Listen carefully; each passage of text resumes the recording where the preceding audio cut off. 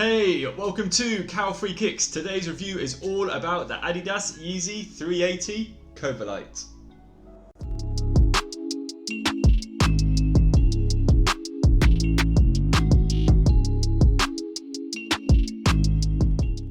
Welcome to the channel. On this channel I review leather-free sneakers only, and if you haven't seen one of my videos before, I always look into 5 different categories when I review a pair of sneakers. At the end of the video I'll be giving these Adidas Yeezy 380 COVELLITEs a rating out of 5 stars.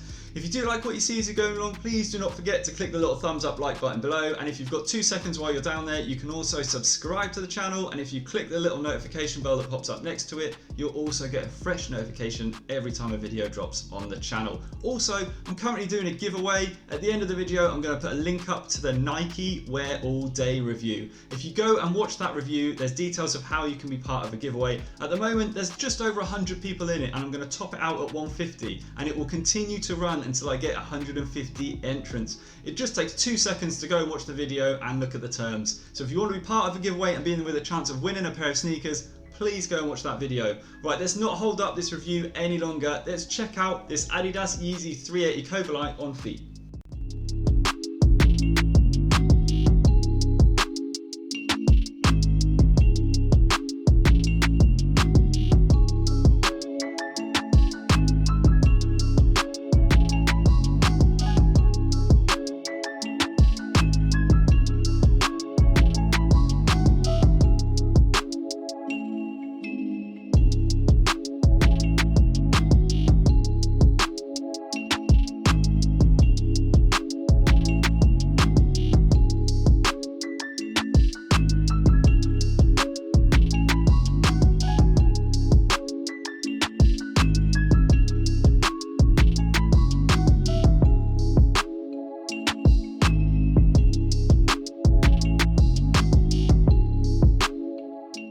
Before we get into the looks, just a quick nod to the fact that Adidas have actually spelt the copper-based mineral that this shoe is named after, COVELLITE, incorrectly on the box. It should be an I, 4 letters from the end, and not an E. I don't know if that's going to be the same on all boxes, but it is on this box here. Now, getting past the spelling mistake, this shoe is based on the copper-based mineral COVELLITE. Now, the upper for the shoe is a Primeknit upper, and it's in 2 parts. You can see here that there's a seal that goes right down the shoe there and down the back of the heel.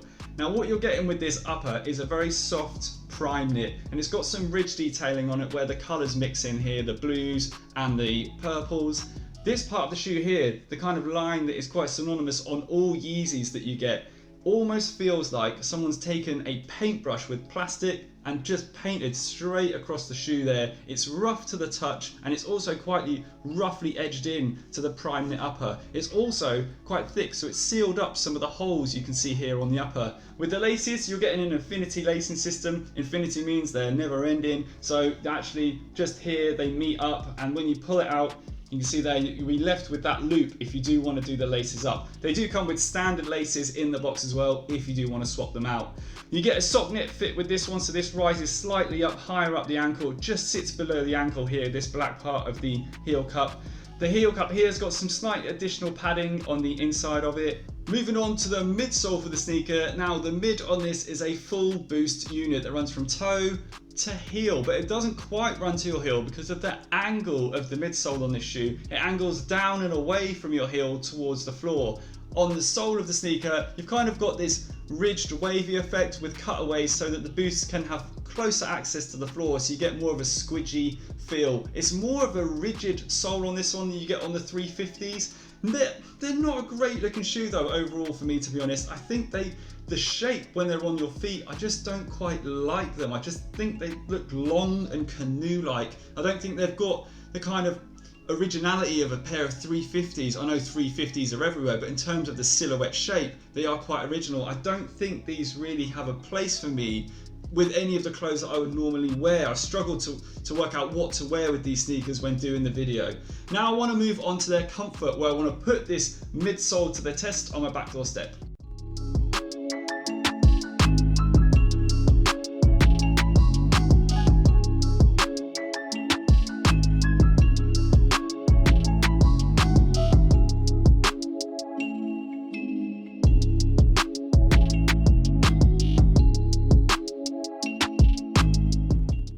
So I'm not the biggest fan of the way that these 380s look in general. I don't mind the COVELLITE colourway, and when it comes to the comfort, I've also got some slight issues. Now you can see from the step test that this Boost unit is very responsive and very bouncy. It's really good underfoot, but it's not as good and squishy and bouncy and cloud-like as you get on the 350s. Now I keep going back to the 350s because for me they are the most comfortable Yeezys that you can get, because the mid for that just feels a bit squishier than it does on the others that have Boost in them, and compared to this one it's definitely the same. Now with the midsole on this one, you're getting a thicker outsole I feel than you get on the 350s. You still get the cutaways, so the Boost has access to the floor, but it doesn't feel as cloud-like, and also because of the angle of the Boost here that disappears around the bottom of your heel, when I'm walking along I almost feel like you're walking on the edge of this sole unit here, because it's right underneath the base of your heel, kind of poorly positioned, because sometimes you almost feel like you're falling back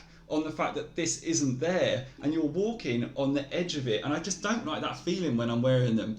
Then you've got the fact that, like with every pair of Yeezys, you have to go at least half a size up with these. They're incredibly small. I went standard size again because I wanted to see if this shape was going to be any different, but the rumours are correct. Everyone says go half a size up with Yeezys, and definitely at least go half a size up with these, because there's very little room in the toe box and across the top of the toe box, and because of the sock-like fit, they are very snug. Next I want to move on to their weight, where I'm going to pop them on the scales to show you how much they weigh.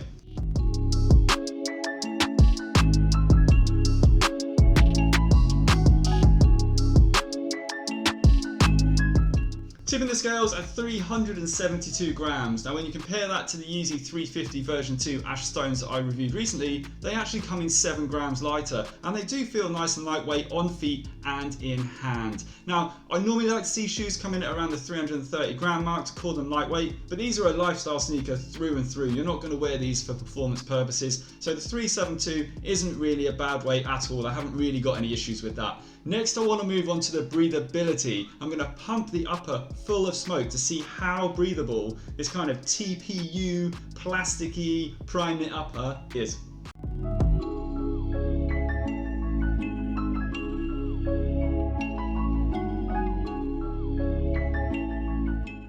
So this shoe has many big holes on the side of it. Now some of them are covered up, if you see them sparkling there, with this TPU paintbrush overlay, but the ones that aren't really do let the smoke release incredibly well from the upper of the shoe. Also, you can see from the release of the smoke that it also came out of some Primeknit areas as well. Now the breathability with this pair of Yeezys is going to be impacted slightly by the fact that there is an inner lining on the shoe to add some comfort, so your feet aren't directly on this Primeknit in all parts of the shoe. The inner lining primarily sits just under the laces and just on this part of the toe box. But overall, a really quick release of smoke and a huge amount. So breathability wise, I think you're going to have absolutely no issues with these Yeezy 380 COVELLITEs. Now moving on to their price. Yeezy prices, £200 these cost me. That is way too much money for me for this shoe. I mean, it's just, I don't understand. There's no hype with this shoe anymore. The 380s are pretty much dead in terms of resale. So why, I mean, that's not a reason to drop the price that they're dead in resale, but it shows you that their popularity isn't quite what Adidas think it is. £200 for this shoe is just way too much for me. I really wouldn't want to pay more than £160. I know that's a huge price drop, but I think the Yeezy 350s are too much at £185. These are definitely too much at £200. That's going to move me on to my overall score for these Yeezy 380 COVELLITEs, and I'm going to give them, to be honest, a very average 3 stars. And that's because I really don't quite like the look of them, and I don't feel 100% comfortable in them because of the shape of the midsole, and also the fact that it's just not as cushiony as you get with other Yeezy models. And then you've got the price of £200. I mean, come on, it's just too expensive. So 3 stars for me is pretty average for really what is quite an average shoe. I would definitely not be buying a pair of 380s again, to be honest. If you do agree or you disagree, feel free to drop any comments below. Don't forget to throw me a thumbs up like as well if you liked what you've seen. You can also take the time to subscribe and follow me on Instagram, and do not forget about the giveaway in the Nike Wear All Day video that I'm going to link right now. Thanks very much for watching. Bye.